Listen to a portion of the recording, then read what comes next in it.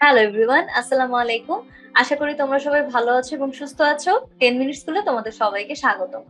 আজকে আমি নবম দশম শ্রেণীর হিসাব বিজ্ঞান বইয়ের জাবেদা অধ্যায় থেকে কয়েকটি টপিক আলোচনা করব। তাহলে শুরু করা যাক। আজকের আলোচনার বিষয়গুলো হচ্ছে সাধারণ জাবেদা দাখিলা প্রদানে বিবেচ্য বিষয়, অর্থাৎ আমরা সাধারণ জাবেদা দাখিলা প্রদানের ক্ষেত্রে কোন কোন বিষয়গুলো মাথায় রাখবো সেটা নিয়ে আজকে আমি আলোচনা করব। বন্ধুরা, সাধারণ জাবেদা দাখিলা প্রদানে বিবেচ্য বিষয় সম্পর্কে বলার পূর্বে আমি তোমাদের মনে করিয়ে দিই জাবেদা কি। জাবেদা হচ্ছে মূলত লেনদেন লিপিবদ্ধ করার এমন একটি পদ্ধতি যেখানে লেনদেনগুলোকে দুইটি পক্ষে বিভক্ত করা হয়। ঠিক আছে, সুবিধা গ্রহণকারী পক্ষকে এখানে ডেবিট করা হয়, সুবিধা প্রদানকারী পক্ষকে এখানে ক্রেডিট করা হয়। আরো বিস্তারিত ভাবে বলতে গেলে মনে করো আমি পণ্য ক্রয় করলাম 2000 টাকা। ঠিক আছে, তো ব্যবসার জন্য আমি 2000 টাকার পণ্য ক্রয় করলাম। এখানে জাবেদায় কি লিখবো? পণ্য ক্রয়, এখানে ক্রয় যেহেতু হচ্ছে প্রতিষ্ঠানের জন্য একটা ব্যয় বা এক্সপেন্স, সো এক্সপেন্স যখন বৃদ্ধি পাবে তখন সেটাকে আমরা ডেবিট করব। সো ক্রয় হিসাব হচ্ছে ডেবিট, আর অন্যদিকে নগদ অর্থ চলে গিয়েছে। ঠিক আছে, সো সম্পদ যদি কমে যায় তখন আমরা সেটাকে কি করব? ক্রেডিট করব। সো ক্রয় হিসাব ডেবিট 2000 আর নগদান হিসাব ক্রেডিট 2000।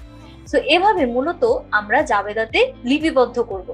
এখন কথা হচ্ছে এই লেনদেনটা কোন তারিখে সংঘটিত হয়েছে সেই তারিখটাও আমরা সেই লেনদেনের সাথে লিপিবদ্ধ করব।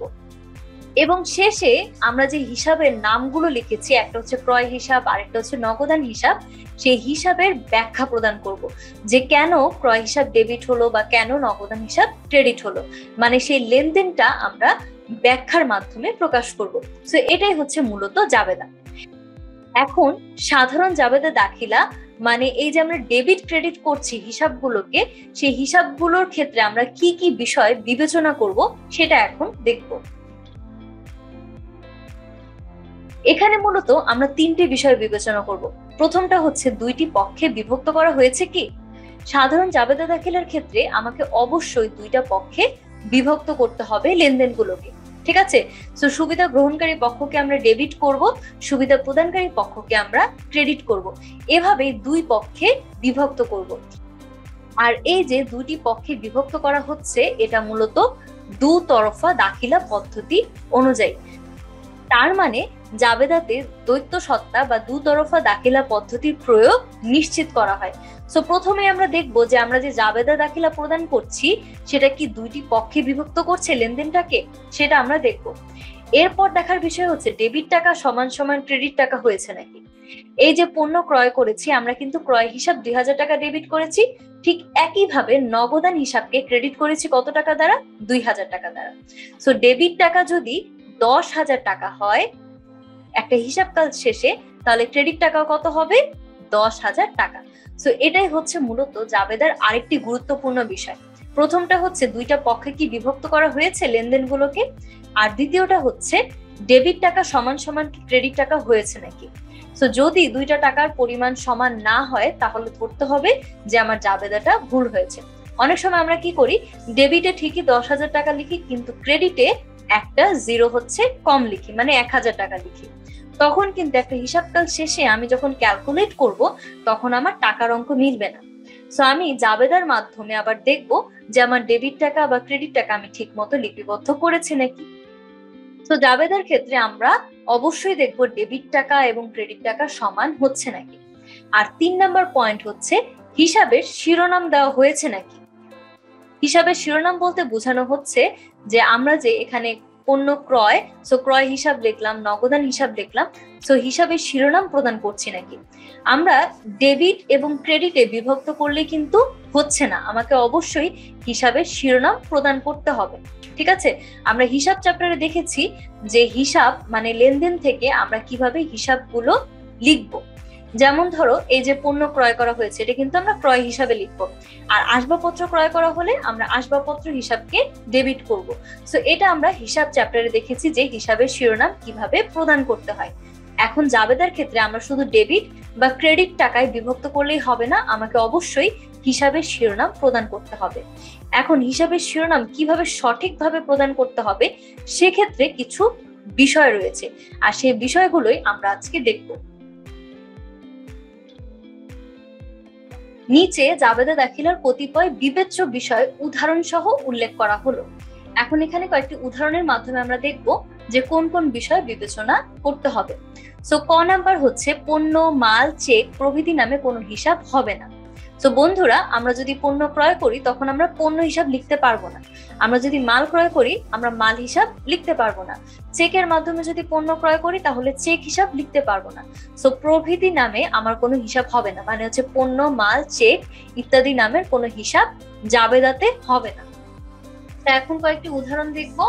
এখানে দুইটি উদাহরণ দেওয়া আছে।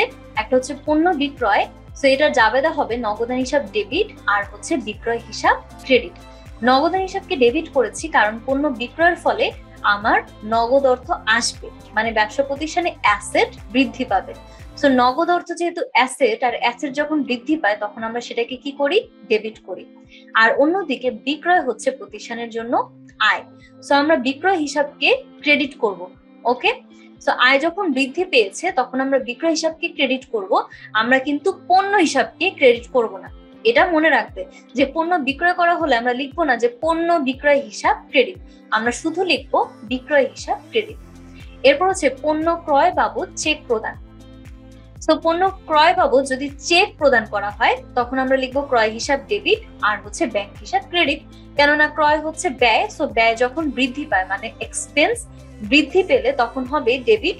আর অন্যদিকে ব্যাংক থেকে টাকা কমে গেছে, আমি চেকের মাধ্যমে যেহেতু ক্রয় করেছি, সো ব্যাংকে টাকা কমে গেছে, এই জন্য আমরা ব্যাংক হিসাবকে ক্রেডিট করব। আমরা কিন্তু চেক হিসাবকে ক্রেডিট করব না, আমরা ব্যাংক হিসাবকে ক্রেডিট করব।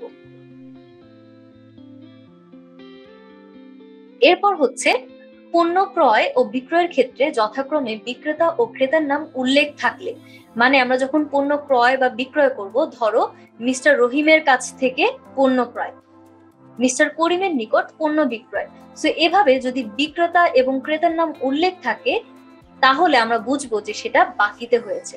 ওকে, আমার যদি নগদ বা চেকের কথা লেখা না থাকে তখন আমরা ধরে নিব যে সেই লেনদেনটা বাকিতে হয়েছে। প্লাস ওই লেনদেনের ক্ষেত্রে আমার বিক্রেতা অথবা ক্রেতার নাম যদি উল্লেখ থাকে এবং যদি কোনো নগদ, চেক অথবা ব্যাংক প্রভৃতির কথা উল্লেখ না থাকে তখন আমরা ধরে নিব যে সেই লেনদেনটা বাকিতে সংঘটিত হয়েছে। তো উদাহরণের মাধ্যমে ব্যাপারটা দেখে নেওয়া যায়। হাসানের নিকট হতে ক্রয়, এখানে দেখো নাম লেখা আছে হাসানের নিকট হতে ক্রয়। সো নিকট হতে এখানে কিন্তু বলা নেই যে নগদে নাকি চেকের মাধ্যমে, কিছুই বলা নেই, ডিরেক্টলি এখানে লেখা আছে হাসানের নিকট থেকে ক্রয়। সো ক্রয় হিসাবকে আমরা ডেবিট করব, আর পাওনাদার হাসান হিসাবকে আমরা ক্রেডিট করব। কেননা হাসান হচ্ছে আমার কাছ থেকে টাকা পাবে, সো সে হচ্ছে আমার পাওনাদার। সো পাওনাদার হিসাব ক্রেডিট করব, যখন আমার দায় বৃদ্ধি পায় সেটাকে আমরা ক্রেডিট করি, আর ব্যয় যেহেতু এক্সপেন্স এখানে বৃদ্ধি পাচ্ছে আমরা ক্রয় হিসাবকে ডেবিট করব। খালেকের নিকট নগদে পণ্য বিক্রয়, এখন এখানে খেয়াল করো আমার কিন্তু ক্রেতার নাম লেখা আছে যে খালেকের নিকট নগদে পণ্য বিক্রয়। সো এখানে একটা কন্ডিশন পূরণ হলো যে ক্রেতা অথবা বিক্রেতার নাম উল্লেখ আছে। এরপর বলা আছে যে নগদে পণ্য বিক্রয়, এখানে কিন্তু নগদ কথাটা লেখা আছে, তাহলে যদিও এখানে ক্রেতার নামটা আছে তবু আমরা যেহেতু নগদে পণ্য বিক্রয় নগদ কথাটা লেখা আছে এজন্য আমরা কি করব, এটাকে ধরে নিব যে এই লেনদেনটা নগদে সম্পূর্ণ হয়েছে, এটা বাকিতে সম্পূর্ণ হয়নি। সো নগদান হিসাব ডেবিট এবং বিক্রয় হিসাব credit, as simple as that. আমার যদি বিক্রেতা বা ক্রেতার নাম উল্লেখ থাকে এবং নগদ, চেক বা ব্যাংকের কথা উল্লেখ না থাকে তখন আমরা ধরে নিব যে লেনদেনটা ধারে অথবা বাকিতে সম্পূর্ণ হয়েছে। সো তখন আমরা ওই হিসেবে জাবেদা দাখিলাটা দিব যে ক্রয় হিসাব ডেবিট আর পাওনাদার হিসাব ক্রেডিট। কিন্তু যদি ক্রেতা বা বিক্রেতার নাম লেখা থাকে আবার নগদ, চেক বা ব্যাংকের কথা উল্লেখ থাকে তখন আমরা ধরে নিব যে সেই নগদ, চেক বা ব্যাংকের মাধ্যমে লেনদেনটা সম্পূর্ণ হয়েছে। তখন আমরা ক্রেতা বা বিক্রেতার নাম থাকলেও সেটাকে ধারে গণ্য করব না। এরপর হচ্ছে পণ্য ক্রয় ও বিক্রয় বাকিতে হয়েছে কিন্তু ক্রেতা ও বিক্রেতার নাম উল্লেখ নেই। তো এখানে দেখো পণ্য ক্রয় ও বিক্রয় বাকিতে হয়েছে কিন্তু ক্রেতা বা বিক্রেতার নাম উল্লেখ নেই। এই ক্ষেত্রে ক্রয়ের ক্ষেত্রে পাওনাদার হিসাব ও বিক্রয়ের ক্ষেত্রে দেনাদার হিসাব লিপিবদ্ধ হবে। সো যদি ক্রেতা বা বিক্রেতার নাম উল্লেখ নাও থাকে তবু আমরা কি করব, সেটাকে ক্রয়ের ক্ষেত্রে পাওনাদার হিসাব আর বিক্রয়ের ক্ষেত্রে দেনাদার হিসাব নামে লিপিবদ্ধ করব। আবার এখানে আরেকটা কন্ডিশন আছে, যদি নগদ, চেক অথবা ব্যাংকের কথা উল্লেখ না থাকে, এটা কিন্তু আরেকটা কন্ডিশন, যে ক্রেতা ও বিক্রেতার নাম নেই এবং নগদ বা চেক কিংবা ব্যাংকের কথা বলা নেই, সো তখন আমরা কি করব, ক্রয়ের ক্ষেত্রে পাওনাদার হিসাব আর বিক্রয়ের ক্ষেত্রে দেনাদার হিসাব নামে লিপিবদ্ধ করব। সো কয়েকটি উদাহরণ দেখা যাক। বাকিতে পণ্য ক্রয়, বাকিতে পণ্য ক্রয় করা হয়েছে, এখানে দেখো কোনো ক্রেতা বা বিক্রেতার নাম নেই, তারপর এটাও বলা হয়নি যে সেই লেনদেনটা নগদে হয়েছে নাকি চেকের মাধ্যমে, এখানে ডিরেক্টলি বলা আছে বাকিতে পণ্য ক্রয়। সো কি করব, ক্রয় হিসাবকে ডেবিট করব কারণ আমার ব্যয় বৃদ্ধি পেয়েছে, আর অন্যদিকে পাওনাদার হিসাবকে ক্রেডিট করব কারণ আমার লায়াবিলিটিস বা দায়টা হচ্ছে বৃদ্ধি পেয়েছে। ধারে পণ্য বিক্রয়, এখানে বলাই আছে যে ধারে বিক্রয় করা হয়েছে, আর এখানে দেখো কোনো ক্রেতা বা বিক্রেতার নাম নেই, অথবা নগদ বা চেকে বিক্রয় করা হয়েছে সেই কথাও কিন্তু বলা নেই, ডিরেক্টলি বলা আছে ধারে পণ্য বিক্রয়। সো আমরা এটাকে কিভাবে জাবেদা দাখিলার মাধ্যমে লিপিবদ্ধ করব, দেনাদার হিসাব ডেবিট আর হচ্ছে বিক্রয় হিসাব ক্রেডিট। দেনাদার হচ্ছে আমার প্রতিষ্ঠানের জন্য অ্যাসেট, সো অ্যাসেট যখন বৃদ্ধি পায় সেটাকে আমরা ডেবিট করি, আর বিক্রয় হিসাব এটাকে ক্রেডিট করব কারণ বিক্রয় হচ্ছে আমার জন্য রেভিনিউ অথবা আয়, সো আয় যখন বৃদ্ধি পায় সেটাকে আমরা ক্রেডিট করব। এর পরের আরেকটি কন্ডিশন হচ্ছে, ক্রয় ফেরত ও বিক্রয় ফেরতের ক্ষেত্রে উক্ত পণ্য বাকিতে ক্রয় ও বাকিতে বিক্রয় হয়েছিল বলে গণ্য করতে হবে। দেখো বন্ধুরা, যদি শুধু লেখা থাকে ক্রয় ফেরত অথবা বহি ফেরত, ক্রয় ফেরতের আরেক নাম কি, বহি ফেরত। আবার যদি লেখা থাকে বিক্রয় ফেরত, বিক্রয় ফেরতের আরেক নাম হচ্ছে আন্ত ফেরত। সো আবার আমি বলছি যে ক্রয় ফেরতের অন্য নাম হচ্ছে বহি ফেরত, আবার বিক্রয় ফেরতের অপর নাম হচ্ছে আন্ত ফেরত। সো তোমার কিন্তু প্রশ্নে দুই ধরনেরই থাকতে পারে, যে বহি ফেরত অথবা লেখা থাকতে পারে যে আন্ত ফেরত, ঠিক আছে, ডিরেক্টলি ক্রয় ফেরত লেখা নাও থাকতে পারে। সো ক্রয় ফেরত ও বিক্রয় ফেরতের ক্ষেত্রে উক্ত পণ্য বাকিতে ক্রয় ও বাকিতে বিক্রয় হয়েছিল বলে গণ্য করতে হবে। মানে ক্রয় ফেরত বলা থাকলে তুমি বুঝবে যে বাকিতে যে পণ্যটা ক্রয় করা হয়েছিল সেটা ফেরত প্রদান করা হয়েছে, ওকে। আর বিক্রয় ফেরত যদি বলা থাকে তখন তোমরা চিন্তা করবে যে বাকিতে যে পণ্যটা বিক্রয় করা হয়েছিল সেই পণ্যটা ফেরত এসেছে। তো দেখি কয়েকটা উদাহরণের মাধ্যমে। আন্ত ফেরত, আন্ত ফেরত মানে কি, বিক্রয় ফেরত। এখন আমরা কিভাবে জাবেদা দাখিলা দিব, বিক্রয় ফেরত হিসাব ডেবিট আর দেনাদার হিসাব ক্রেডিট। আমরা যখন ধারে পণ্য বিক্রয় করি, বন্ধুরা মনোযোগ দিয়ে খেয়াল করো, আমরা যখন ধারে পণ্য বিক্রয় করি তখন আমরা কি জাবেদা দাখিলা দেই, দেনাদার হিসাব ডেবিট এবং বিক্রয় হিসাবকে আমরা ক্রেডিট করি। কিন্তু এখন আমরা বিক্রয় ফেরত প্রদান করছি, সো দেনাদার আমার এখানে কমে গেছে, সো অ্যাসেট কমে গেলে আমরা সেটাকে ক্রেডিট করব। আর অন্যদিকে বিক্রয় হচ্ছে আয়, কিন্তু বিক্রয় ফেরত প্রদান করা হলে আমার প্রতিষ্ঠানের আয়টা কমে যাচ্ছে, তো আমরা বিক্রয় ফেরত হিসাবকে এখানে ডেবিট করব। ক্রয়কৃত পণ্য ফেরত দেওয়া হলো, সো ক্রয়কৃত পণ্য ফেরত দেওয়া হলে আমরা সেটাকে কিভাবে লিপিবদ্ধ করব, পাওনাদার হিসাব ডেবিট আর ক্রয় ফেরত হিসাব ক্রেডিট। সো ক্রয়কৃত পণ্যটা আগে ধারে ক্রয় করা হয়েছিল এবং পরে সেই পণ্যটা ফেরত দেওয়া হয়েছে, সো ক্রয়কৃত পণ্য ফেরত দেওয়া হলো, এটার জাবেদা হবে পাওনাদার হিসাব ডেবিট, কারণ এখন হচ্ছে পাওনাদার হ্রাস পেয়েছে। আর অন্যদিকে ক্রয় ফেরত হিসাবকে ক্রেডিট করা হয়েছে কারণ আমার যে এক্সপেন্স ছিল সেই এক্সপেন্সটা কমে গিয়েছে।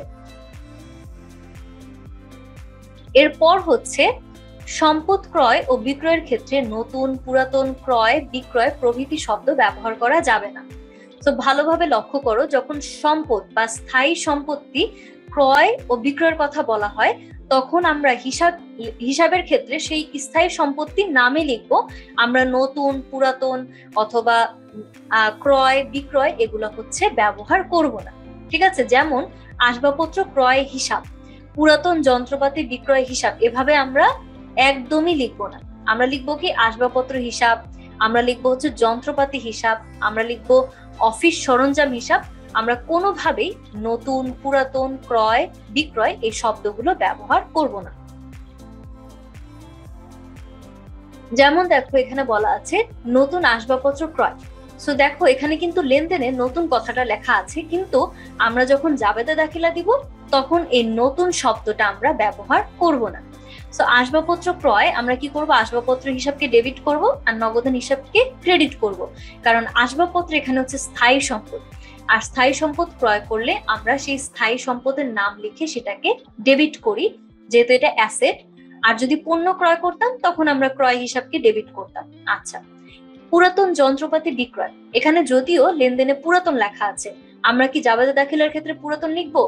না বন্ধুরা, আমরা জাবেদা দাখিলার ক্ষেত্রে লিখবো যন্ত্রপাতি হিসাব। আর যন্ত্রপাতি বিক্রয় করলে আমরা অবশ্যই বিক্রয় হিসাবকে ক্রেডিট করব না, কারণ যন্ত্রপাতি কি স্থায়ী সম্পদ। সো স্থায়ী সম্পত্তি ক্রয় অথবা বিক্রয় করলে আমরা সেই স্থায়ী সম্পত্তির নাম লিখে যথাক্রমে ডেবিট অথবা ক্রেডিট করব। সো পুরাতন যন্ত্রপাতি বিক্রয়ে জাবেদা দাখিলা হবে নগদান হিসাব ডেবিট, কারণ আমার নগদ অর্থ বা অ্যাসেট বৃদ্ধি পেয়েছে, নগদ টাকা এসেছে ব্যবসা প্রতিষ্ঠানে। আর যন্ত্রপাতি হিসাব ক্রেডিট, কারণ আমি যন্ত্রপাতিটা বিক্রয় করে দিয়েছি, সো আমার অ্যাসেটটা এখানে কমে গিয়েছে। ট নাম্বার, সাধারণত আয় ও ব্যয়ের ক্ষেত্রে ব্যক্তি বা প্রতিষ্ঠানের নামে কখনোই কোনো হিসাব খোলা হবে না। আমরা এর আগে দেখেছি যখন পণ্য ক্রয় অথবা পণ্য বিক্রয় ছিল, ফর এক্সাম্পল আমরা যখন ধারে পণ্য ক্রয় অথবা বিক্রয় করেছিলাম তখন কিন্তু আমি পাওনাদার অথবা দেনাদারের নাম উল্লেখ করেছিলাম, ঠিক আছে। যদি আমার পাওনাদার হয় মিস্টার রহিম, তখন আমি লিখবো যে পাওনাদার মিস্টার রহিম হিসাব, এভাবে। কিন্তু আয় অথবা ব্যয়ের ক্ষেত্রে আমরা ব্যক্তি বা প্রতিষ্ঠানের নামে কখনোই হিসাব খুলবো না, যদিও ওই আয় অনাদায়ী এবং ব্যয় হচ্ছে অপরিশোধিত। মানে আয় যদি বকেয়া থাকে অথবা ব্যয় যদি বকেয়া থাকে, তবু আমরা কি করব না, সেটাকে ব্যক্তি বা প্রতিষ্ঠানের নামে লিপিবদ্ধ করব না। যেমন দেখো, 3টা উদাহরণ দেওয়া আছে। কর্মচারী জামিলকে বেতন প্রদান, তো আমরা কি এখানে লিখবো যে জামিল বেতন হিসাব?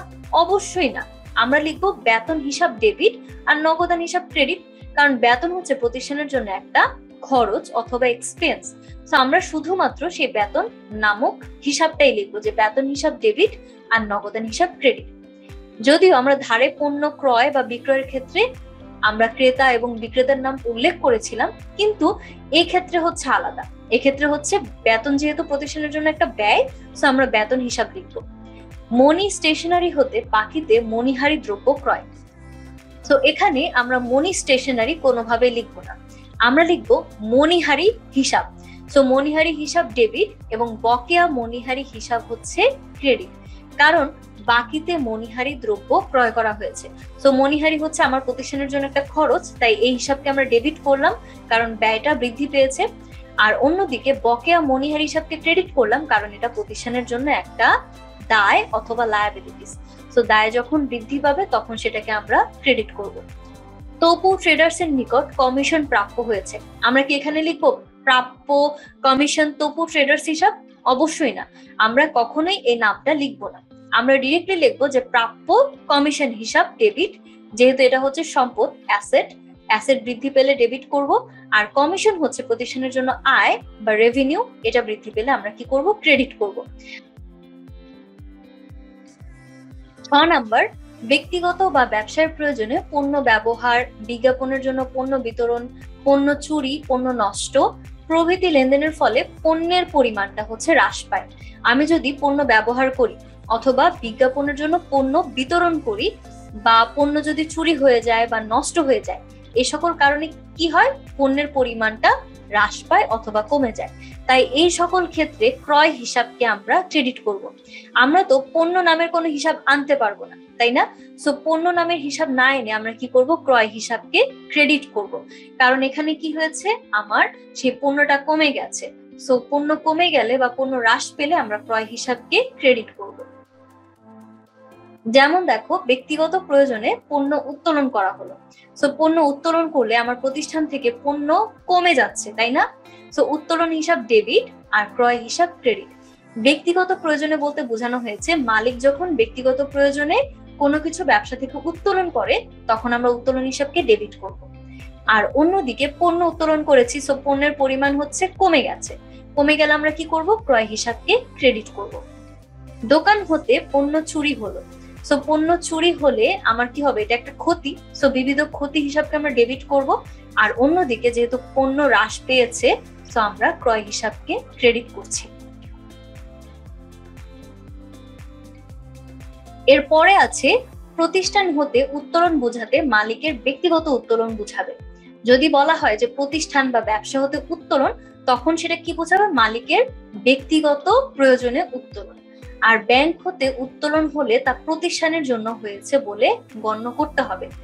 দুইটা উদাহরণের মাধ্যমে আমরা ব্যাপারটা আরো ক্লিয়ার হব। ব্যবসা হতে উত্তোলন, তো এখানে বলা হয়েছে যে প্রতিষ্ঠান অথবা ব্যবসা হতে উত্তোলন করা হয়েছে, তো আমরা এটাকে ধরে নিব যে মালিক তার ব্যক্তিগত প্রয়োজনে ব্যবসা থেকে উত্তোলন করেছে। তো উত্তোলন হিসাব ডেবিট, কেননা উত্তোলন হচ্ছে আমার মালিকানা সত্ত্বকে কমিয়ে দিচ্ছে বা ইকুইটিকে কমিয়ে দিচ্ছে, তো এটা কি হবে? উত্তোলন হিসাবকে আমরা ডেবিট করব। আর অন্যদিকে নগদান হিসাব হচ্ছে ক্রেডিট, কেননা আমরা ব্যবসা থেকে এখানে কি করলাম? নগদ অর্থ হচ্ছে উত্তোলন করলাম, সো নগদান হিসাব ক্রেডিট হবে। এখন আরেকটা জিনিস খেয়াল করো, যদি এরকম বলা থাকে যে ব্যাংক হতে উত্তোলন, তখন আমরা নগদান হিসাবকে ডেবিট করব আর ব্যাংক হিসাবকে ক্রেডিট করব। কেননা ব্যাংক হতে উত্তোলন এখানে কিন্তু বলা নেই যে মালিকের প্রয়োজনে নাকি ব্যবসার প্রয়োজনে। এক নম্বরেও হচ্ছে বলা নেই যে মালিকের ব্যক্তিগত প্রয়োজন উত্তোলন করা হয়েছে নাকি ব্যবসার প্রয়োজনে উত্তোলন করা হয়েছে। 2 নম্বর উদাহরণেও কিন্তু বলা নেই। তো আমরা কি দেখে বিবেচনা করব? আমরা বিবেচনা করব যদি বলা থাকে ব্যবসা হতে উত্তোলন, তখন আমরা ধরে নিব যে এটা মালিক ব্যক্তিগত প্রয়োজনে উত্তোলন করেছে। আর যদি বলা থাকে যে ব্যাংক হতে উত্তোলন, তখন আমরা ধরবো যে মালিক ব্যক্তিগত প্রয়োজনে না, মালিক হচ্ছে প্রতিষ্ঠানের জন্য বা ব্যবসায়ের জন্য উত্তোলন করেছে। তো ব্যবসার জন্য যখন উত্তোলন করবে তখন কি হবে? নগদ টাকা হচ্ছে বৃদ্ধি পাচ্ছে, সো নগদান হিসাব ডেবিট। আর অন্যদিকে ব্যাংকে টাকা কমে যাচ্ছে, অ্যাসেট কমে যাচ্ছে, সো ব্যাংক হিসাবকে আমরা কি করব? ক্রেডিট করব। সো একদিকে অ্যাসেট বৃদ্ধি পাচ্ছে সেজন্য ডেবিট, আর অন্যদিকে অ্যাসেট কমে যাচ্ছে সেজন্য ক্রেডিট করব। পণ্য, নগদ অর্থ, কোনো সম্পদ চুরি বা বিনষ্ট হলে বিবিধ ক্ষতি হিসাব নামে লিপিবদ্ধ হবে। সো যদি এমন হয় যে পণ্য নষ্ট হয়ে গেল বা চুরি হয়ে গেল, অথবা নগদ অর্থ চুরি হলো বা নষ্ট হলো, এরকম যে কোনো সম্পদ যদি চুরি বা বিনষ্ট হয়ে যায়, তখন আমরা সেটাকে বিবিধ ক্ষতি নামে লিপিবদ্ধ করব। যেমন দেখো, যদি বলা থাকে যে ক্যাশ বাক্স হতে টাকা চুরি, তখন আমরা কি করব? বিবিধ ক্ষতি হিসাব ডেবিট, কারণ নগদ অর্থ চুরি হয়েছে, সো নগদান হিসাব ক্রেডিট, যত টাকা লেখা থাকবে তত টাকা। আবার বলা হতে পারে যে অগ্নি দুর্ঘটনায় পণ্য বিনষ্ট হলো, সো আমার কি বিনষ্ট হয়েছে? পণ্য বিনষ্ট হয়েছে। আমরা এর আগেও জেনেছি যদি পণ্য কোনো কারণে হ্রাস পায় অথবা কমে যায়, তখন আমরা কি করব? ক্রয় হিসাবকে ক্রেডিট করব, সো এই জন্য ক্রয় হিসাবকে ক্রেডিট করা হয়েছে। আর অন্যদিকে পণ্য বিনষ্ট হয়েছে, সো এটা কি? ব্যবসার জন্য একটা ক্ষতি, সো বিবিধ ক্ষতি অথবা লিখতে পারি অগ্নিজনিত ক্ষতি হিসাব ডেবিট। সো একটা জিনিস মাথায় রাখবে যে পণ্য যদি যে কোনো কারণে বিনষ্ট হোক বা চুরি হয়ে যায়, আমরা ক্রয় হিসাবকে ক্রেডিট করব।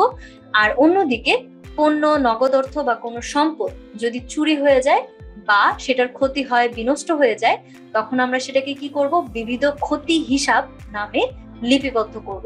আর বিবিধ ক্ষতি হচ্ছে ব্যবসার জন্য একটা ব্যয় অথবা খরচ, তো ব্যয় যদি বৃদ্ধি পায় তখন আমরা সেটাকে অবশ্যই ডেবিট করব। এরপর হচ্ছে ইও নাম্বার, ব্যাংক সুদ মঞ্জুর বা ধার্য এবং ব্যাংক চার্জ সর্বদা ব্যাংক হিসাবে সরাসরি প্রভাব ফেলবে বলে গণ্য করতে হবে। তার মানে ব্যাংক যদি সুদ মঞ্জুর করে, অর্থাৎ ব্যাংকে যে টাকা জমা আছে তার উপর যদি ব্যাংক সুদ দেয়, তাহলে কি হবে? ব্যাংকে টাকাটা বৃদ্ধি পাবে। তো যখনই ব্যাংক সুদ মঞ্জুর করবে তখন কি হবে? ব্যাংকে টাকা বৃদ্ধি পাবে, তার মানে ব্যাংক হিসাব হচ্ছে ডেবিট হবে। আচ্ছা, এখন ব্যাংক যদি সুদ ধার্য করে তখন কি হবে? ব্যাংকে টাকা কমে যাবে, তখন ব্যাংক হিসাব হচ্ছে ক্রেডিট হবে। এরপর বলা হয়েছে যে ব্যাংক চার্জ, ব্যাংক চার্জ মানে হচ্ছে ব্যাংক যে গ্রাহকদের সুবিধা প্রদান করে অথবা গ্রাহকদের যে সকল সেবা প্রদান করে তার বিনিময়ে ব্যাংক কিছু চার্জ ধার্য করে। সো এই যে চার্জ ধার্য করলো, এটা হচ্ছে ব্যাংক হিসাবকে কমিয়ে দেয়, মানে ব্যাংকের টাকা কমিয়ে দেয়, সুতরাং ব্যাংক হিসাব তখন ক্রেডিট হবে। সো দেখো, ব্যাংক সুদ মঞ্জুর অথবা ব্যাংক সুদ ধার্য করলে কিংবা ব্যাংক যখন চার্জ ধার্য করে তখন সেটা সরাসরি ব্যাংক হিসাবকে প্রভাবিত করবে। সো আমরা দুইটা লেনদেনের সাহায্যে আরো ভালো করে ব্যাপারটা বুঝি। প্রথমে বলা হয়েছে যে ব্যাংক সুদ মঞ্জুর করলো, তাহলে ব্যাংক সুদ মঞ্জুর করা মানে হচ্ছে ব্যাংকে টাকা বৃদ্ধি পাওয়া, সো ব্যাংক হিসাব হবে ডেবিট। আর অন্যদিকে ব্যাংক সুদ হিসাব ক্রেডিট হবে। সো ব্যাংক হিসাব ডেবিট হওয়ার কারণ হচ্ছে আমার অ্যাসেট বৃদ্ধি পেয়েছে, আর অন্যদিকে ব্যাংক সুদ মানে হচ্ছে কি? আয়। সো আমার যেহেতু আয় হলো, আয় যখন বৃদ্ধি পাবে তখন সেটাকে আমার কি করতে হবে? ক্রেডিট করতে হবে। সো ব্যাংক সুদ মঞ্জুর করলো, এটা জাবেদা দাখিলা হবে, এই যে ব্যাংক সুদ মঞ্জুর করলো এটা জাবেদা দাখিলা হবে, ব্যাংক হিসাব ডেবিট আর ব্যাংক সুদ হিসাব হচ্ছে ক্রেডিট। এরপর ব্যাংক চার্জ ধার্য করলো। সো ব্যাংক যখন চার্জ ধার্য করে তখন ব্যাংক চার্জ হিসাব ডেবিট হয়, কারণ ব্যাংক চার্জ হচ্ছে কি ব্যয়, আর যখন প্রতিষ্ঠানে এক্সপেন্স হচ্ছে বৃদ্ধি পায় তখন সেটা ডেবিট হবে। সো ব্যাংক চার্জ হিসাব ডেবিট আর ব্যাংক হিসাব ক্রেডিট, কারণ ব্যাংকে টাকাটা হচ্ছে কমে গেছে। সো অ্যাসেট যখন কমে যায় তখন সেটাকে আমরা ক্রেডিট করব। সো ব্যাংক চার্জ ধার্য করলো, ব্যাংক চার্জ হিসাব ডেবিট আর ব্যাংক হিসাব হবে ক্রেডিট। ট নাম্বার, স্থায়ী সম্পদের মূল্য ব্যবহার বা অন্য কারণে হ্রাস পেলে তা সম্পদের অবচয় হিসাবে গণ্য হয়। ব্যবসা প্রতিষ্ঠানে যে সকল স্থায়ী সম্পদ আছে, যেমন ধরো আসবাবপত্র, তারপর যন্ত্রপাতি, দালান কোঠা, এই সকল স্থায়ী সম্পদ যখন আমরা ব্যবহার করব বা অন্য কোনো কারণে যখন এই সম্পদের অবচয় হবে কিংবা মূল্য হ্রাস পাবে, তো এরকম কোনো কারণ হলে আমরা সেটাকে কি করব, পুঞ্জীভূত অবচয় হিসাব নামে হচ্ছে লিপিবদ্ধ করব। আবার আমি রিপিট করছি, যদি স্থায়ী সম্পদের ব্যবহার বা অন্য কারণে মূল্য হ্রাস পায় কিংবা অবচয় হয় তখন আমরা সেটাকে সম্পদ হিসাবে ক্রেডিট না করে আমরা পুঞ্জীভূত অবচয় হিসাব নামে ক্রেডিট করব। লিখবো যে পুঞ্জীভূত অবচয় হিসাব আর সংশ্লিষ্ট সম্পদের নাম লিখে দিব। ধরো আসবাবপত্রের অবচয় হলে আমরা লিখবো পুঞ্জীভূত অবচয় হিসাব আসবাবপত্র, সেভাবে সংশ্লিষ্ট নাম দিয়ে ক্রেডিট করতে হবে। এখানে দেখো আসবাবপত্রের উপর অবচয় ধার্য করা হবে, আমরা কি করব, অবচয় হিসাব ডেবিট আর পুঞ্জীভূত অবচয় আসবাবপত্র হিসাব ক্রেডিট। এখানে একটা জিনিস খেয়াল করো, আমরা অবচয় হিসাবকে ডেবিট করলাম, ঠিক আছে, কারণ হচ্ছে এটা একটা ব্যয়। সো ব্যয় যখন বৃদ্ধি পাবে আমরা সেটাকে ডেবিট করব, কিন্তু এখানে অবচয়ের ফলে আমার কি হচ্ছে, স্থায়ী সম্পদের মূল্য কমে যাচ্ছে। সো আমার উচিত ছিল আসবাবপত্র হিসাবকে ক্রেডিট করা, কিন্তু আমরা সেটা করিনি, আমরা পুঞ্জীভূত অবচয় আসবাবপত্র হিসাবকে ক্রেডিট করেছি। আর এই হিসাবটা হচ্ছে, মনে রাখবে, এটা হচ্ছে একটা বিপরীত সম্পত্তি হিসাব। বিপরীত সম্পত্তি হিসাব মানে হচ্ছে যে হিসাবটা আমার সম্পত্তিকে হ্রাস করবে বা যে হিসাবের মাধ্যমে আমার সেই সম্পত্তিটা কমে যাবে। যেমন দেখো, এই পুঞ্জীভূত অবচয় আসবাবপত্র হিসাব, এখানে যদি 10,000 টাকা হয় তাহলে আসবাবপত্র কত টাকা কমে গেল, 10,000 টাকা কমে গেল। সো এই জন্যই এটাকে বিপরীত সম্পত্তি হিসাব বলা হয়। সো বন্ধুরা, এখন দেখো, আসবাবপত্রের উপর অবচয় ধার্য করা হলে আমরা পুঞ্জীভূত অবচয় আসবাবপত্র হিসাবকে ক্রেডিট করব, আমরা কিন্তু সংশ্লিষ্ট যে সম্পদটা রয়েছে সেই হিসাবকে আমরা ক্রেডিট করব না। এর পরের বিবেচ্য বিষয়টা কি, ঠ নাম্বার, যে কোনো উৎস হতে যদি চেক পাওয়া যায় তখন সেটা ব্যাংক হিসাবে লিপিবদ্ধ করতে হবে। সো দেনাদার থেকে যদি চেক প্রাপ্তি হয় তখন আমরা সেটাকে কি করব, ব্যাংক হিসেবে লিপিবদ্ধ করব, অথবা যে কোনো উৎস থেকে আমরা যখন চেক পাবো তখন সেটা ব্যাংক হিসাবে লিপিবদ্ধ করব। আর যদি নগদ টাকা পাই তখনই শুধুমাত্র নগদান হিসাবে লিপিবদ্ধ করব। সো দেখি দুইটা উদাহরণ। এখানে বলা হয়েছে প্রথমে পণ্য বিক্রয় বাবদ রাজীবের নিকট হতে চেক প্রাপ্তি। সো আমরা যেহেতু পণ্য বিক্রয় বাবদ রাজীবের নিকট হতে চেক পেয়েছি, সো প্রথমত হচ্ছে বিক্রয় হিসাব ক্রেডিট, কারণ বিক্রয় হচ্ছে আমার প্রতিষ্ঠানের জন্য আয়। সো যখনই আয় বৃদ্ধি পাবে বা রেভিনিউ বৃদ্ধি পাবে তখন আমরা সেই হিসাবটাকে ক্রেডিট করব। সো যেহেতু পণ্য বিক্রয় করেছি, সো এখানে বিক্রয় হিসাব হবে। আর যদি আমি কোনো স্থায়ী সম্পত্তি বিক্রয় করতাম তাহলে ওইখানে স্থায়ী সম্পত্তির নামটা হতো। যেমন ধর আসবাবপত্র বিক্রয় করা হলে আমরা আসবাবপত্র হিসাবকে ক্রেডিট করতাম, কিন্তু এখানে যেহেতু পণ্য বিক্রয় করেছি সো বিক্রয় হিসাব ক্রেডিট। আর অন্যদিকে আমরা যেহেতু চেক পেয়েছি, সো আমার ব্যাংকে টাকাটা বৃদ্ধি পেয়েছে, অ্যাসেট যখন বৃদ্ধি পাবে তখন আমরা সেটাকে ডেবিট করব। সো আমি আবারও লেনদেনটা পড়ছি, পণ্য বিক্রয় বাবদ রাজীবের নিকট হতে চেক প্রাপ্তি, সো ব্যাংক হিসাব হবে ডেবিট, কারণ ব্যাংক নামক সম্পদটা হচ্ছে বৃদ্ধি পেয়েছে। আর অন্যদিকে বিক্রয় হিসাব ক্রেডিট, কারণ পণ্য বিক্রয়ের ফলে আমার প্রতিষ্ঠানের আয় হয়েছে। এরপর দেনাদার হতে চেক প্রাপ্তি, যা সঙ্গে সঙ্গে ব্যাংকে জমা করা হয়। এই লেনদেনটা কিন্তু খুবই ইম্পর্টেন্ট। দেনাদার হতে চেক প্রাপ্তি, যা সঙ্গে সঙ্গে ব্যাংকে জমা করা হয়েছে। তো আমি যেহেতু ব্যাংকে জমা করেছি, আমার ব্যাংকে টাকাটা হচ্ছে বৃদ্ধি পেয়েছে, তার মানে ব্যাংক নামক যে সম্পদটা ছিল সেটা বৃদ্ধি পেয়েছে, তাই ব্যাংক হিসাব ডেবিট। আর অন্যদিকে আমার যেহেতু দেনাদার থেকে আমি চেকটা পেয়েছি, সো দেনাদার হ্রাস পেয়েছে, রাইট। সো দেনাদার থেকে আমি যে টাকাটা পেতাম সেটা দেনাদার কি করলো, চেকের মাধ্যমে আমাকে পরিশোধ করলো। সো দেনাদার হিসাব এখানে হবে ক্রেডিট, কারণ দেনাদার নামক যে সম্পদটা ছিল সেটা কমে গিয়েছে। এরপর দেখো, ব্যবসা প্রতিষ্ঠান মালিকের নিকট হতে যে কোনো সুবিধা গ্রহণ করলে মূলধন হিসাব ক্রেডিট। মানে ব্যবসা প্রতিষ্ঠান আর মালিক এই দুইটা হচ্ছে আলাদা সত্তা, তাই ব্যবসা প্রতিষ্ঠান যদি মালিকের নিকট হতে সুবিধা গ্রহণ করে তখন সেটা মূলধন হিসেবে কাউন্ট হবে। সো মূলধন হিসাব ক্রেডিট। আর মালিককে যদি ব্যবসা প্রতিষ্ঠান সুবিধা প্রদান করে, ধরো মালিক যদি ব্যবসা প্রতিষ্ঠান থেকে কোনো সুবিধা নিয়ে থাকে, যেমন নগদ অর্থ বা হচ্ছে কোনো সম্পত্তি, সো মালিক যদি কোনো সুবিধা গ্রহণ করে থাকে ব্যবসা প্রতিষ্ঠান থেকে, সো তখন সেটাকে আমরা উত্তোলন হিসাব নামে ডেবিট করব। আমি আবার রিপিট করছি, মালিক ব্যবসা প্রতিষ্ঠানকে কোনো সুবিধা দিয়ে থাকলে সেটা হচ্ছে মূলধন, আর মালিক যদি কোনো সুবিধা গ্রহণ করে তখন সেটা হচ্ছে উত্তোলন। আর মূলধন হিসাব হচ্ছে ইকুইটি, মানে হচ্ছে আমার মালিকানা সত্ত্বকে বৃদ্ধি করে, তাই আমরা ক্রেডিট করব। আর উত্তোলন হিসাব হচ্ছে ড্রয়িংস, যেটা আমার মালিকানা সত্ত্বকে কমিয়ে দেয়, তাই এজন্য এটাকে আমরা ডেবিট করব। এখন দুইটি উদাহরণের মাধ্যমে আমি তোমাদের আরো ভালো করে ব্যাপারটা বুঝাচ্ছি। কর্মচারীদের বেতন মালিক ব্যক্তিগতভাবে পরিশোধ করলেন। তো কর্মচারীদের বেতন কে পরিশোধ করলো? মালিক তার নিজের টাকা থেকে, মানে হচ্ছে ব্যক্তিগতভাবে পরিশোধ করলো। তো এটা কিন্তু মালিক ব্যবসা প্রতিষ্ঠানকে সুবিধা প্রদান করছে, বা এই ব্যবসা প্রতিষ্ঠান মালিক থেকে সুবিধা গ্রহণ করছে। তো এখানে কি হবে? বেতন হিসাব ডেবিট, যেহেতু এটা খরচ, আর মূলধন হিসাব হচ্ছে ক্রেডিট, কারণ মালিক কি করলো? সে ব্যক্তিগতভাবে পরিশোধ করলো, তো এটা মূলধন হিসাব নামে লিপিবদ্ধ হবে। কারণ পরবর্তীতে এই যে মূলধন রয়েছে এটা কিন্তু ব্যবসা প্রতিষ্ঠানের জন্য একটা দায়, ব্যবসা প্রতিষ্ঠানকে এই টাকাটা মালিককে পরিশোধ করতে হবে, তাই মূলধন হিসাব ক্রেডিট। মালিকের বাজার খরচ ব্যবসায় হতে পরিশোধ। মালিকের বাজার খরচ যখন ব্যবসা হতে পরিশোধ করা হচ্ছে, তার মানে মালিক ব্যবসা থেকে সুবিধা গ্রহণ করছে, এজন্য আমরা উত্তোলন হিসাব ডেবিট করব আর নগদান হিসাবকে ক্রেডিট করব। কারণ ব্যবসা হতে নগদ অর্থটা কি হচ্ছে? চলে যাচ্ছে, কারণ বাজার খরচ এটা নগদে প্রদান করছে ব্যবসা প্রতিষ্ঠান, তাই নগদান হিসাব হচ্ছে ক্রেডিট। আর অন্যদিকে মালিক যেহেতু সুবিধা গ্রহণ করছে, তাই উত্তোলন হিসাবকে আমরা ডেবিট করব। এরপর কি আছে বন্ধুরা? ঢ নাম্বার। এটাই হচ্ছে আজকে সাধারণ জাবেদা দাখিলা প্রদানে বিবেচ্য বিষয়ের একদম লাস্ট পার্ট।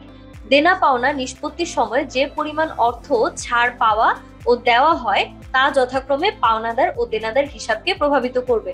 সো বন্ধুরা, এই যে বার্তা প্রাপ্তি এবং বার্তা প্রদান, এই সম্পর্কে কিন্তু স্টুডেন্টদের প্রায় হচ্ছে একটা ভুল ধারণা হয়। সো আমি আজকে চেষ্টা করব তোমাদের উদাহরণের সাহায্যে বোঝানোর জন্য। যখন হচ্ছে তোমরা বার্তা পাবে অথবা ছাড় পাবে, আবার যখন বার্তা দিবে তখন সেটা কোন হিসাবকে প্রভাবিত করবে? যথাক্রমে পাওনাদার হিসাব এবং দেনাদার হিসাবকে প্রভাবিত করবে। তো বন্ধুরা দেখো, এখানে দুইটা লেনদেন দেওয়া আছে। 10,000 টাকা দেনার পূর্ণ নিষ্পত্তিতে 9,000 টাকা প্রদান করা হলো। তো 10,000 টাকা দেনা ছিল, তার পূর্ণ নিষ্পত্তিতে আমি কত টাকা প্রদান করলাম? 9,000 টাকা প্রদান করেছি। তার মানে আমার বার্তা হচ্ছে 1,000 টাকা। তো এই বার্তাটা আমি পেয়েছি, এটা হচ্ছে প্রাপ্ত বার্তা। সো পাওনাদার হিসাব ডেবিট 10,000 টাকা, কারণ আমি যেহেতু 9,000 টাকা পরিশোধ করেছি, আমার কি হলো? পাওনাদার কমে গেল। আচ্ছা, এরপর বার্তা পেয়েছি কত? 1,000 টাকা। ওকে, আর নগদান হিসাব হচ্ছে ক্রেডিট 9,000 টাকা, কারণ আমি 9,000 টাকা নগদে পরিশোধ করেছি। সো নগদান হিসাব কত টাকা কমে গেছে? 9,000 টাকা কমে গিয়েছে, তাই নগদান হিসাব ক্রেডিট 9,000 টাকা। আর অন্যদিকে আমি 1,000 টাকা হচ্ছে বার্তা পেয়েছি আমার পাওনাদার থেকে। সো প্রাপ্ত বার্তা হচ্ছে ক্রেডিট 1,000 টাকা, কারণ এটা হচ্ছে আমার প্রতিষ্ঠানের জন্য অথবা ব্যবসায়ের জন্য আয়। আর অন্যদিকে পাওনাদার হিসাব ডেবিট 10,000 টাকা, কারণ আমার যে দেনা ছিল 10,000 টাকা, সেটা আমি কি করলাম? পরিশোধ করে দিলাম। ঠিক আছে, তো এখানে টোটাল পাওনাদার হিসাবটাই আমি ডেবিট করে দিব 10,000 টাকা। তো এখানে একটা উদাহরণ দিলে তোমরা আরো ভালো করে বুঝতে পারবে। মিস্টার রাসেল ধারে পণ্য ক্রয় করলো 10,000 টাকা মনি ট্রেডার্স থেকে। তো মিস্টার রাসেল যখন ধারে পণ্য ক্রয় করলো মনি ট্রেডার্স থেকে, তাহলে মনি ট্রেডার্স হচ্ছে কি? পাওনাদার, কারণ মনি ট্রেডার্স এখন মিস্টার রাসেল থেকে 10,000 টাকা পাবে। সো মনি হচ্ছে কি? পাওনাদার। এখন মনে করো মনি ট্রেডার্স বললো যে মিস্টার রাসেল যদি আমাকে 10 দিনের মধ্যে টাকাটা পরিশোধ করে দেয়, তাহলে আমি কি করব? তাকে 1,000 টাকা বার্তা প্রদান করব। তো মিস্টার রাসেলও কি করলো? 10 দিনের মধ্যে হচ্ছে টাকাটা পরিশোধ করে দিল। এখন কি করবে? মনি ট্রেডার্স অবশ্যই বার্তাটা দিবে। এখন ধরো এই যে আমরা লেনদেনটা করছি, এটা ধরো মিস্টার রাসেলের, ঠিক আছে? সো মিস্টার রাসেল যখন হচ্ছে এই লেনদেনটা তার হিসাবের বইতে লিপিবদ্ধ করবে, তখন কি করবে, এই যে পাওনাদার হিসাব 10,000 টাকা ছিল যেটা হচ্ছে মনি ট্রেডার্স এর, সো সেই 10,000 টাকা কমিয়ে ফেলবে। আর অন্যদিকে প্রাপ্ত বাট্টা, সো মিস্টার রাসেল কত টাকা বাট্টা পেল, এখানে 1,000 টাকা বাট্টা পেল। আর নগদান হিসাব ক্রেডিট 9,000 টাকা, কারণ সে অ্যাকচুয়ালি 10,000 টাকা প্রদান করেনি, সে 9,000 টাকা প্রদান করেছে। আর 1,000 টাকার তো তার হচ্ছে ডিসকাউন্ট অথবা বাট্টা পেয়েছে। ওকে, এরপর 2 নম্বর লেনদেনটা হচ্ছে দেনাদার হতে 7,000 টাকা পাওনার পুনঃনিষ্পত্তিতে 6,500 টাকা প্রাপ্তি। তো দেনাদার হতে যে 7,000 টাকা পাওনা ছিল, সেই 7,000 টাকা থেকে আমি কত টাকা পেলাম, 6,500 টাকা পেলাম। তার মানে এখানে বাটার পরিমাণ কত, 500 টাকা। তো এটা একটা উদাহরণের সাহায্যে আমি তোমাদের বোঝানোর চেষ্টা করছি। এখানে দেখো বলা হয়েছে মিস্টার রাসেল ধারে পণ্য বিক্রয় করলো 7,000 টাকা মনি ট্রেডার্স এর নিকট। তো মিস্টার রাসেল এখানে কি হবে, পাওনাদার, কারণ মিস্টার রাসেল মনি ট্রেডার্স এর নিকট 7,000 টাকার পণ্য বিক্রয় করলো, যেটা হচ্ছে ধারে, আর মনি হচ্ছে এখানে দেনাদার। ঠিক আছে, তার মানে মনিকে এখানে পরিশোধ করতে হবে। তো এখন ধরো এই যে মিস্টার রাসেল পাওনাদার, সে মনি ট্রেডার্স কে বললো তুমি যদি আমাকে 10 দিনের মধ্যে টাকাটা পরিশোধ করে দাও তাহলে আমি তোমাকে 500 টাকা বাট্টা প্রদান করব। ঠিক আছে, এখন মনি ট্রেডার্সও কি করলো, 10 দিনের মধ্যে টাকাটা পরিশোধ করে দিল। এখন কি করতে হবে, তাকে 500 টাকা বাট্টা দিতে হবে। তো বন্ধুরা, এখন মিস্টার রাসেল কি জাবেদা দাখিলা দিবে এর জন্য? প্রথমত হচ্ছে মিস্টার রাসেল মনি ট্রেডার্স থেকে কত টাকা গ্রহণ করলো, 6,500 টাকা হচ্ছে নগদে পেল। সো নগদান হিসাব ডেবিট 6,500 টাকা। আর মিস্টার রাসেল কি করলো, মনি ট্রেডার্স কে 500 টাকা বাট্টা প্রদান করলো। সো প্রদত্ত বাট্টা কি, মিস্টার রাসেলের জন্য ব্যয়। সো যেহেতু ব্যয় বৃদ্ধি পেয়েছে তাই এটাকে ডেবিট করতে হবে। সো নগদান হিসাব ডেবিট, কারণ আমার অ্যাসেট বৃদ্ধি পেয়েছে 6,500 টাকা। আর প্রদত্ত বাট্টা হিসাব এটাও ডেবিট, কারণ ব্যয় সংঘটিত হয়েছে। আর দেনাদার হিসাব ক্রেডিট 7,000 টাকা, কারণ এখন এই যে মনি ট্রেডার্স হচ্ছে যেহেতু পরিশোধ করে দিয়েছে 6,500 টাকা, সেহেতু দেনাদার হিসাব আর রইলো না। সো দেনাদার হিসাব ক্রেডিট 7,000 টাকা, কারণ দেনাদার নামক যে সম্পত্তিটা ছিল সেটা হ্রাস পেয়েছে, এই জন্য দেনাদার হিসাবকে ক্রেডিট করতে হবে পুরো টাকাটা দিয়ে, 7,000 টাকা। সো আমার ডেবিটও হলো 6,500 যোগ 500 টাকা মানে 7,000 টাকা, আর ক্রেডিট পাশেও হচ্ছে 7,000 টাকা। সো বন্ধুরা, জাবেদা দাখিলার ক্ষেত্রে একটা জিনিস মাথায় রাখবে যে আমার ডেবিট সাইডে যত টাকা আছে, মানে ডেবিট যোগফল সমান সমান যাতে ক্রেডিট যোগফল হয়। তো এখানে দেখো 9,000 আর 1,000, ক্রেডিট পাশে 10,000 টাকা আর ডেবিট পাশেও হচ্ছে 10,000 টাকা। তো এভাবেই আমরা জাবেদা দাখিলা যখন দিব তখন আমরা খেয়াল রাখবো যাতে ডেবিট টাকা সমান সমান ক্রেডিট টাকা হয়। তো বন্ধুরা, এই ছিল সাধারণ জাবেদা দাখিলা প্রদানে বিবেচ্য বিষয়সমূহ। আমরা যখন সাধারণ দাখিলা প্রদান করব তখন এই বিষয়গুলো বিবেচনা করেই আমরা সাধারণ জাবেদা দাখিলা দিয়ে থাকবো। তো আশা করি তোমরা সবগুলো জাবেদা দাখিলা বুঝতে পেরেছো। পরের ভিডিও দেখার আমন্ত্রণ জানিয়ে বন্ধুরা আজকে এখানেই শেষ করছি। ধন্যবাদ।